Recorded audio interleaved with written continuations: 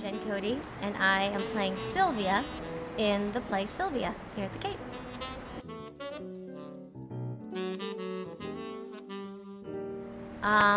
I'd say always be kind. I think it's one of those things you're not taught in school.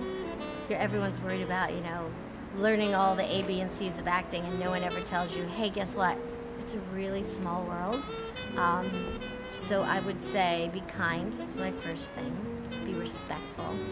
I always say don't be a dumb actor, meaning read the paper, know what's going on in the world, know history, know what came before you, know what the people who you surround yourself with in the theater, what their jobs are. Know what your TD does, know what the production assistant does, because you all create it together. I think a lot of actors get so self-involved, they forget that there's a whole group of people putting it on, and it's definitely, so don't be a dumb actor. That's, I guess, my second piece of advice. I like that a lot, actually. And wait, I have a third one. Take class. I think that we tend to get into the professional theater and we forget that it's constantly evolving and you have to keep learning. Learn every day. Take dance class and voice class and acting class and languages and anything you can add to your repertoire, do. Just keep learning. So those are my three.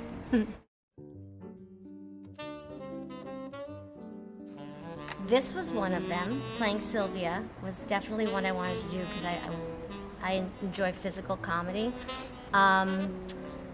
It's funny, the bucket list I had when I was in college is not the same bucket list I have now. I guess I would like to do, I like to play characters that are everyday people that you know that are put in extreme circumstances, and that's what makes the comedy, situation comedy. Probably, I'd love to do God of Carnage. I'd love to do Fuddy Mears, that's another one. Good People is another great play. I think A Doll's House 2, that would terrify me, but I'd really want to do it. I think roles that scare me would be welcome. I'd be terrified, but I'd want to do them, so.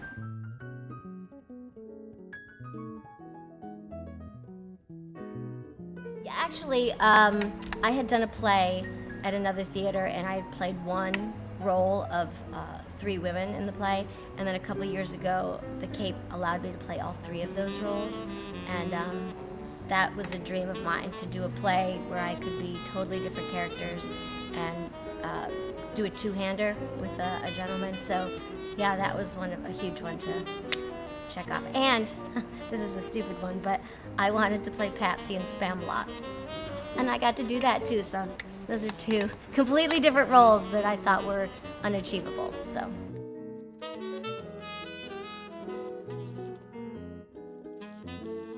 I think I remember coming to New York when I was about 10 and seeing Noises Off for the first time. And I had never been to a play that was so, that made the audience laugh so hard. I didn't even know that was possible. And I remember looking around going, this is amazing, how this is able to happen every night. And so I think it probably was the most inspiring play because I realized what comedy was. So that was one of them. Also, I remember August Osage County kind of changed me because it was just so honest and I think it was 4 hours long, and it felt like a minute. So I think those 2 plays probably were influential. And of course I saw Faith Prince in Guys and Dolls, and that was, again, one of those roles that you're like, oh my gosh. Yeah, so probably those 3.